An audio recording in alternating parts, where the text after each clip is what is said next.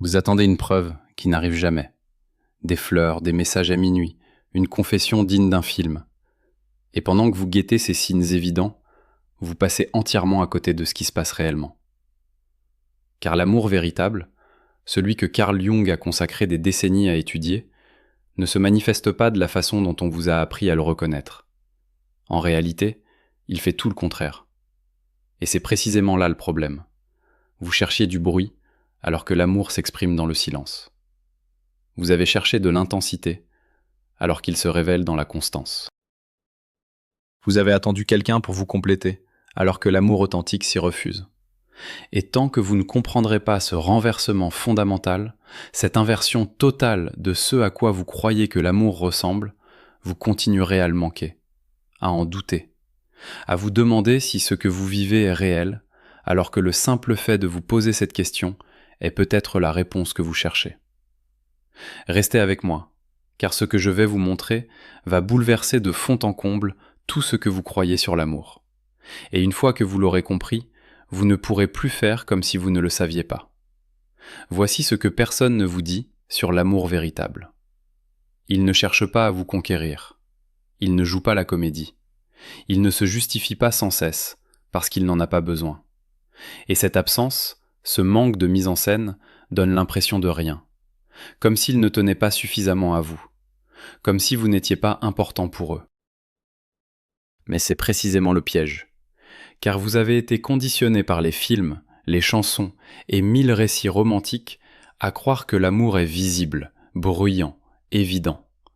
Que si quelqu'un vous aime vraiment, vous le percevrez à travers ses actes, ses mots, ses démonstrations constantes de sentiments. Mais Jung a découvert quelque chose qui contredit tout cela.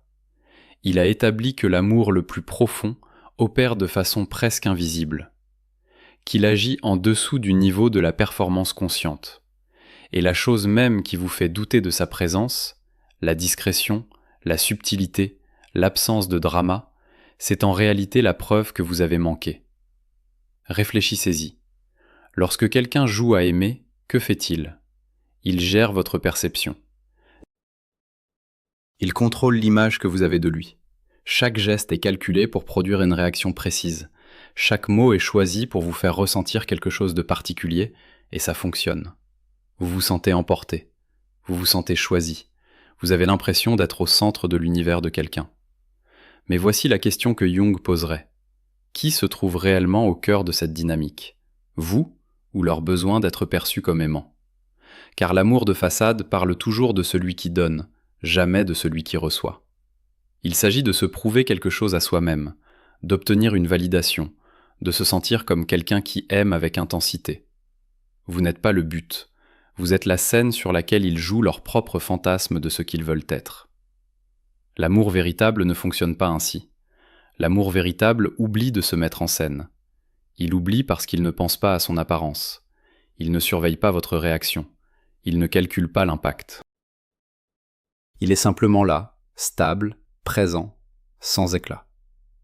Et parce qu'on vous a enseigné que l'amour devait être spectaculaire, vous interprétez cette stabilité comme un manque, comme quelque chose d'insuffisant, comme la preuve qu'ils ne ressentent pas ce que vous ressentez. Mais et si vous aviez tout inversé ? Et si l'absence même de performance était le signe auquel vous devriez vous fier ? Laissez-moi vous montrer à quoi cela ressemble concrètement. Quand quelqu'un joue à aimer, il se souvient de votre anniversaire avec des surprises élaborées. Quand quelqu'un vit l'amour, il se souvient d'un détail que vous avez mentionné en passant il y a 3 mois et que vous avez vous-même oublié. La différence est subtile, mais considérable. L'un mise sur le grand geste qui sera remarqué, l'autre mise sur la petite attention qui passe inaperçue. L'un cherche la reconnaissance, l'autre ne réalise même pas qu'il fait quelque chose de remarquable. Quand quelqu'un joue à aimer, il est toujours disponible lorsque vous appelez. Accessible, réactif, répondant visiblement à vos besoins. Quand quelqu'un vit l'amour, il ne répond pas toujours. Non par indifférence, mais parce qu'il fait suffisamment confiance à la relation pour avoir des limites. Il vous fait suffisamment confiance pour ne pas avoir besoin de preuves constantes. Il sait que l'amour ne signifie pas s'abandonner pour être disponible à chaque instant. Et paradoxalement, cette confiance, cet espace, ce refus d'être perpétuellement disponible crée davantage de sécurité que la disponibilité totale ne pourrait jamais le faire. Car elle n'est pas motivée par la peur. Elle ne cherche pas à vous empêcher de partir. Elle est simplement. Si vous appréciez cette stabilité, écrivez stable dans les commentaires. C'est ici que les choses deviennent vraiment intéressantes. Jung a découvert que nous projetons nos besoins inconscients sur les autres. Nous ne les voyons pas tels qu'ils sont.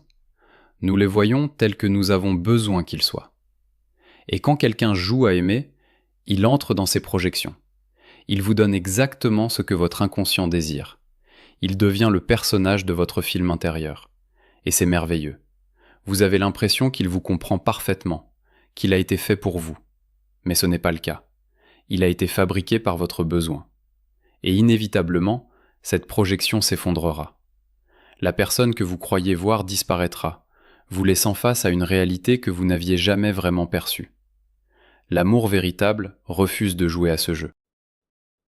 L'amour véritable ne cherche pas à correspondre à vos projections. Il reste lui-même, pleinement, de façon constante, même quand ce soi ne coïncide pas avec votre fantasme. Et au début, cela ressemble à une déception, comme s'il manquait quelque chose, comme si quelque chose clochait. Mais ce qui manque, c'est le mensonge. Ce qui manque, c'est la performance, qui aurait de toute façon fini par s'effondrer. Et dans cette absence, dans ce refus d'être votre fantasme, il y a quelque chose de bien plus précieux. La possibilité de vraiment connaître une autre personne. Non pas le personnage qu'elle joue, non pas le rôle qu'elle performe, mais l'être humain réel, imparfait et complexe qu'elle est véritablement. C'est pourquoi l'amour véritable vous surprend par sa différence. Non pas en étant moins bon, ni inférieur, juste différent. Il ne vous fait pas perdre pied, car il ne cherche pas à vous impressionner. Il n'occupe pas chacune de vos pensées, car il a des limites. Il ne vous donne pas l'impression d'être complété, car il respecte le fait que vous l'étiez déjà. Et tout cela, ces absences, ces manques, ces refus, semble indiquer qu'il y a quelque chose qui ne va pas, mais ce n'est pas le cas. Ce sont des signes que quelque chose va bien. Ce sont des indices que vous êtes face à l'amour plutôt qu'à la performance, à la réalité plutôt qu'au fantasme, au partenariat plutôt qu'à la projection. Mais reconnaître cela exige de laisser derrière vous chaque histoire qu'on vous a racontée sur ce à quoi l'amour devrait ressembler.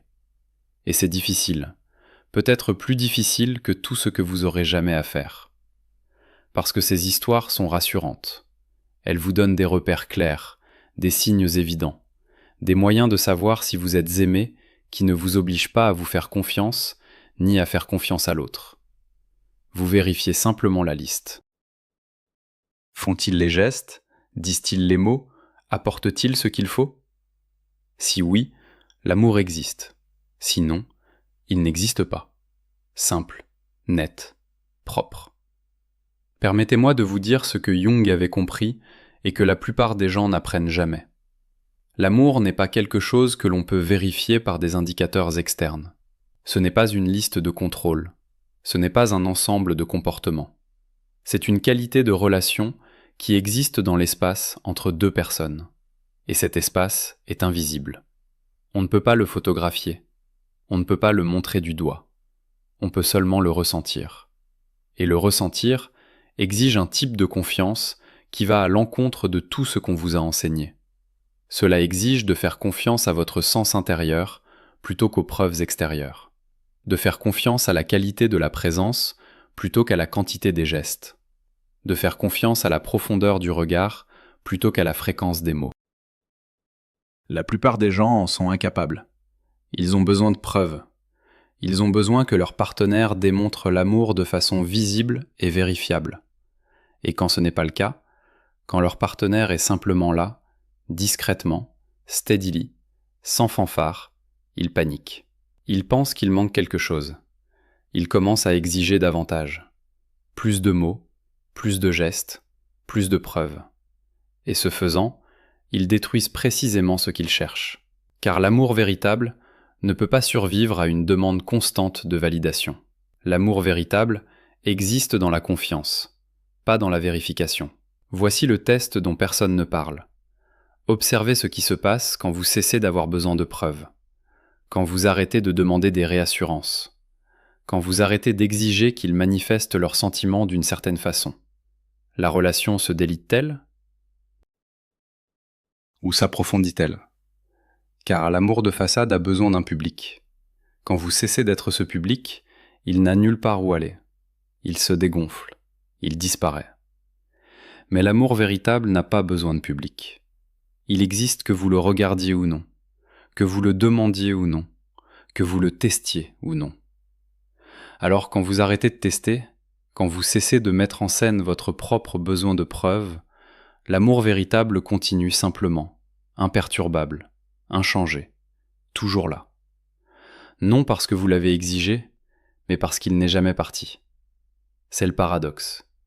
Moins vous avez besoin que l'amour se prouve, plus clairement vous pouvez voir s'il est réellement présent. Plus vous exigez des preuves, plus vous déformez ce que vous observez.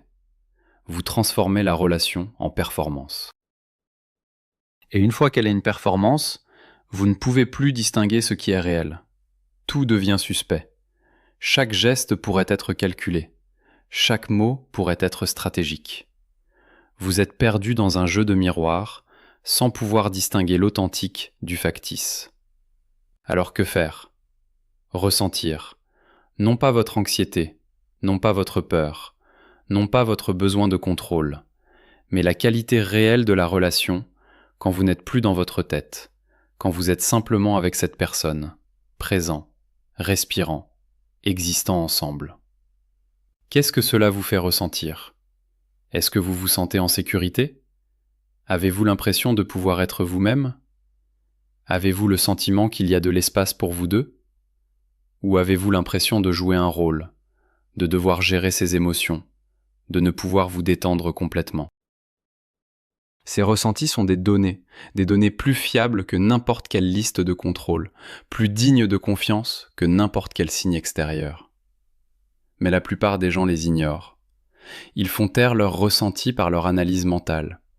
Ils se convainquent de ne pas ressentir ce qu'ils ressentent, parce que ça ne correspond pas à ce à quoi ils pensent que l'amour devrait ressembler. Et ils finissent par choisir la performance plutôt que la réalité, le fantasme plutôt que la vérité, l'évident plutôt que le subtil. Et ils se demandent pourquoi ça ne fonctionne pas, pourquoi ça ne dure pas, pourquoi ils finissent par se sentir seuls, même quand ils sont avec quelqu'un. Si vous en avez terminé avec la performance, écrivez assez dans les commentaires. Jung dirait que vous aimez avec votre ego plutôt qu'avec votre âme. Votre ego veut des preuves, du contrôle, de la vérification. Mais votre âme reconnaît la vérité sans avoir besoin qu'elle soit démontrée. Votre âme sait quand l'amour est présent, à travers une forme de résonance qui ne se traduit pas en mots ni en listes. Et si vous ne pouvez pas accéder à ce niveau de connaissance, si vous ne pouvez pas faire confiance à la reconnaissance de votre âme, vous serez toujours dépendant de la validation extérieure, toujours à la recherche de signes, toujours à avoir besoin de preuves, toujours dans l'insécurité. Car l'ego ne peut jamais être satisfait. Donnez-lui une preuve, il en veut une autre. Donnez-lui 100 preuves, il en veut davantage. Il est insatiable. Mais l'âme, elle, sait. Un instant de présence authentique, et elle sait. Un moment d'être véritablement vue, et elle sait. Une expérience d'acceptation inconditionnelle, et elle sait. Et une fois qu'elle sait, elle n'a plus besoin d'un renforcement constant.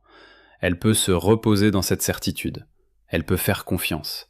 Non pas aveuglément, non pas naïvement, mais à partir d'une conviction intérieure profonde qui ne nécessite pas de confirmation extérieure.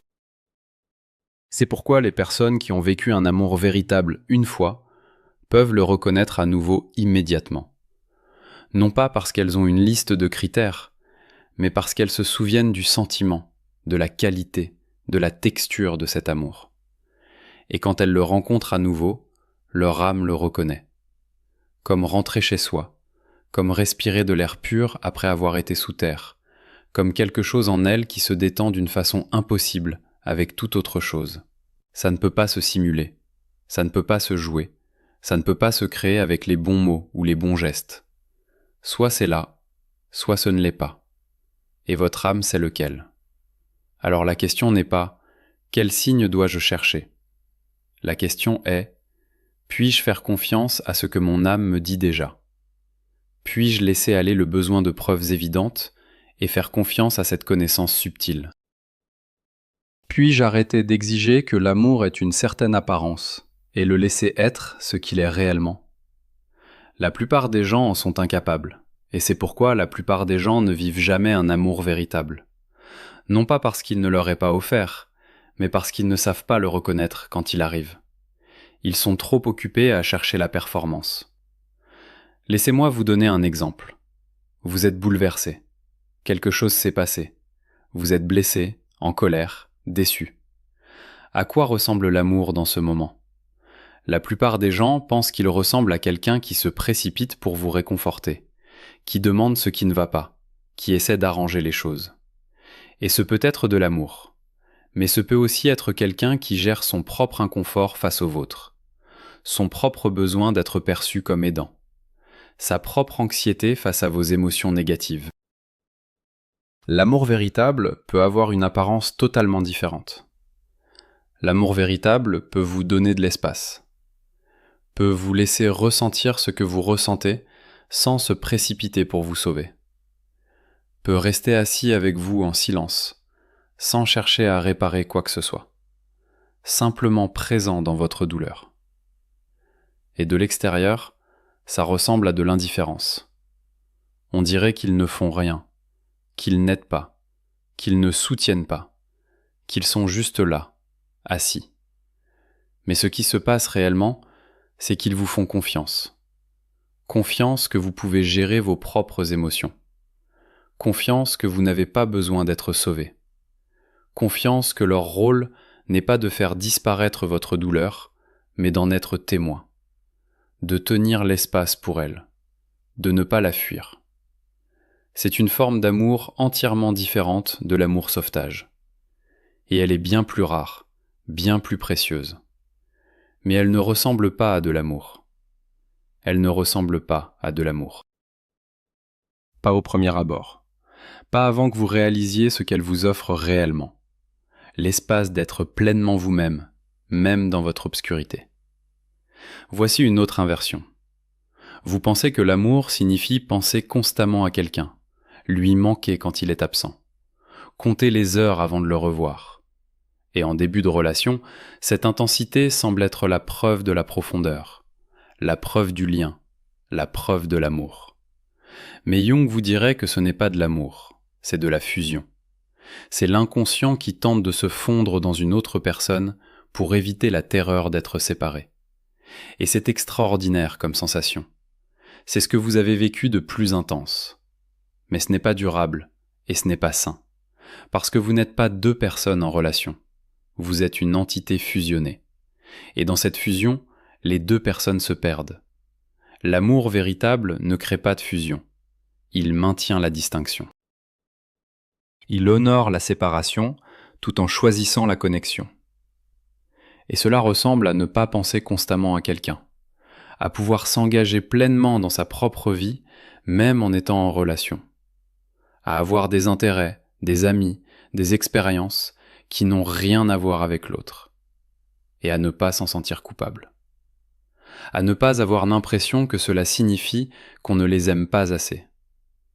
Parce que l'on comprend que l'amour n'est pas une question de fusion. C'est une question de deux êtres entiers qui choisissent de marcher ensemble tout en restant entiers. Mais essayez de dire à quelqu'un en phase de fusion que ce qu'il ressent n'est pas de l'amour. Il ne vous croira pas, parce que c'est tellement intense que cela doit être réel. Mais l'intensité et la profondeur ne sont pas la même chose. L'intensité, c'est ce qui arrive quand deux personnes s'utilisent mutuellement pour éviter de se confronter à elles-mêmes. La profondeur, c'est ce qui arrive quand deux personnes restent elles-mêmes tout en se voyant véritablement. L'une brûle fort et vite et se détruit. L'autre se construit lentement et dur. L'une semble tout, l'autre semble suffisant. Et la plupart des gens choisissent le feu parce qu'il est évident. Il est indéniable, il s'annonce. Mais la chaleur douce et constante de l'amour véritable, elle est facile à manquer, facile de la tenir pour acquise, facile de ne pas la reconnaître comme de l'amour parce qu'elle ne correspond pas à l'intensité attendue. Alors il court après le feu, encore et encore, relation après relation, se consumant toujours, se demandant toujours pourquoi ça ne dure jamais, sans jamais réaliser que ce qu'ils poursuivent n'est pas de l'amour. C'est l'accoutumance à l'intensité, l'euphorie de la fusion, la sensation d'être consumé. Et l'amour véritable ne leur donnera jamais cela, parce que l'amour véritable ne consume pas, il nourrit. Voici ce que cela signifie concrètement. Quand vous rencontrez quelqu'un et qu'il n'y a pas d'étincelle immédiate, pas de chimie instantanée, pas d'attraction écrasante, vous supposez qu'il n'y a aucun potentiel. Vous passez à autre chose. Vous continuez à chercher ce coup de foudre. Mais, et si l'absence d'éclair était en réalité un bon signe ? Et si la braise lente était le signal auquel vous devriez prêter attention ? Et si la personne qui ne vous fait pas perdre pied était celle qui resterait réellement ? Jung a compris que l'inconscient est attiré par ce dont il a besoin pour guérir. Si vous portez des blessures liées à l'abandon, vous serez attiré par des personnes émotionnellement indisponibles. Si vous portez des blessures liées à votre valeur, vous serez attiré par des personnes critiques. Votre inconscient tente de recréer la blessure originelle pour la résoudre enfin. Mais il n'y arrive jamais. Il ne fait que reproduire le schéma. Alors, l'attraction intense que vous ressentez n'est peut-être pas de l'amour. C'est peut-être votre inconscient qui reconnaît un schéma familier, une blessure familière, une façon de souffrir familière, et l'absence de cette intensité avec quelqu'un d'autre. Ce pourrait être le signe que cette personne ne déclenche pas vos blessures, qu'elle ne reproduit pas vos schémas, qu'elle vous offre quelque chose que votre inconscient ne sait pas reconnaître. Parce que c'est réellement sain. C'est pourquoi la guérison importe, pourquoi faire votre travail intérieur est essentiel. Parce que tant que vous n'avez pas guéri vos blessures, vous continuerez d'être attiré par des personnes qui vous font souffrir de façon familière. Et vous continuerez à ignorer des personnes qui pourraient vous aimer de façon inconnue, saine. Votre boussole d'attraction est déréglée. Elle vous pointe vers la souffrance déguisée en passion et vous éloigne de la stabilité déguisée en ennui. Vous devez recalibrer. Vous devez apprendre à vous méfier de l'attraction intense et à apprécier la connexion qui se construit lentement. Vous devez cesser d'associer les papillons à l'amour et commencer à reconnaître que parfois, les papillons ne sont que de l'anxiété. Parfois, la nervosité n'est pas de l'excitation. C'est votre système nerveux qui vous dit que cette personne n'est pas en sécurité. Mais vous avez romantisé la nervosité. Vous lui avez fait signifier la chimie, alors vous ignorez le système d'alerte de votre corps et vous entrez directement dans des relations qui vous feront souffrir. Et vous vous demandez ensuite pourquoi l'amour fait toujours mal. Mais l'amour ne fait pas mal. Ce sont les blessures qui font mal. Les schémas qui font mal. Les répétitions inconscientes qui font mal. Mais l'amour, le véritable amour, il donne un sentiment de sécurité. Et parce qu'il vous donne un sentiment de sécurité, vous ne le reconnaissez pas. Vous trouvez ça ennuyeux. Si vous choisissez la sécurité plutôt que le drama, écrivez « sécurité » dans les commentaires. Vous pensez qu'il n'y a pas de chimie. Vous avez l'impression qu'il manque quelque chose, mais il ne manque rien. Ce qui manque, c'est la douleur familière que vous avez appris à associer à l'amour. Permettez-moi d'être clair. Je ne dis pas que l'amour véritable est sans passion. Je ne dis pas que c'est de l'amitié ou de la camaraderie sans attraction. L'amour véritable a de la passion. Une passion profonde et durable, ancrée dans le fait de se voir et d'être vu authentiquement. Mais ce n'est pas la même chose que l'intensité de la fusion. Ce n'est pas la pensée obsessionnelle. Ce n'est pas le besoin constant de contact. Ce n'est pas l'anxiété déguisée en excitation. C'est une qualité de passion différente, ancrée, incarnée, présente. Elle existe dans le moment où vous vous trouvez, pas dans le fantasme des moments à venir. Et elle grandit avec le temps au lieu de se consumer. Ce type de passion exige de la maturité, exige d'être à l'aise avec soi-même, exige de ne pas avoir besoin d'une autre personne pour se sentir entier. La plupart des gens n'en sont pas là. Ils cherchent encore quelqu'un pour les compléter, quelqu'un pour combler leur vide, quelqu'un pour leur faire sentir qu'ils vivent. Et quand ils trouvent quelqu'un qui refuse de jouer ce rôle, qui maintient sa propre intégralité, qui refuse la fusion, ils pensent qu'il n'y a pas de chimie. Mais il y en a. C'est simplement une chimie différente, mature, durable, celle qui se construit sur des années plutôt que d'exploser en quelques semaines. Jung a parlé d'individuation, le processus de devenir entier. Et il croyait que l'amour véritable soutient l'individuation des deux personnes. Il ne vous demande pas de rester petit, il ne vous punit pas pour avoir grandi, il ne se sent pas menacé quand vous changez. Au contraire, il célèbre votre devenir. Il tient l'espace pour votre évolution. Il reste stable pendant que vous vous transformez. C'est rare. La plupart des relations ont besoin que les deux personnes restent identiques pour maintenir la dynamique qui fonctionnait au départ. Tout écart par rapport à ce schéma initial ressemble à une trahison, comme si vous changiez les règles, comme si vous n'étiez plus la personne dont ils sont tombés amoureux. Mais vous n'étiez pas censé rester la personne dont ils sont tombés amoureux. Vous étiez censé grandir, évoluer, devenir davantage vous-même. Et si leur amour ne peut pas survivre à cela, ce n'était pas un amour véritable.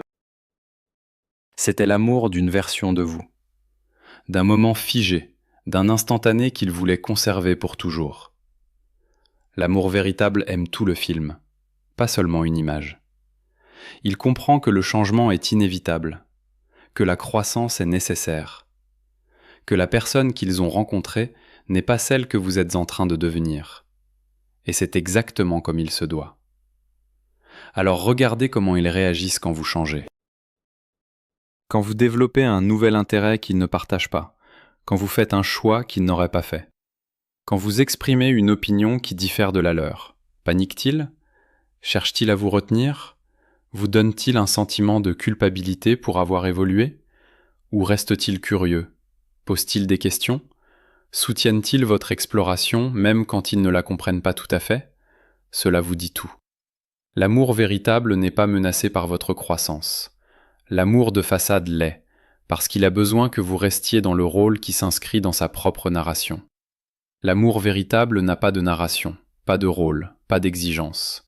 Il voit simplement qui vous êtes maintenant et aime cela, et fait confiance au fait que qui vous serez demain sera également aimable. Même si c'est différent, même si c'est inattendu, même si cela le remet en question. Cette confiance en votre devenir, c'est l'amour. Tout le reste est l'attachement à une version. Voici le test ultime, celui qui révèle tout. Pouvez-vous être pleinement vous-même ? Non pas la meilleure version, non pas la version polie,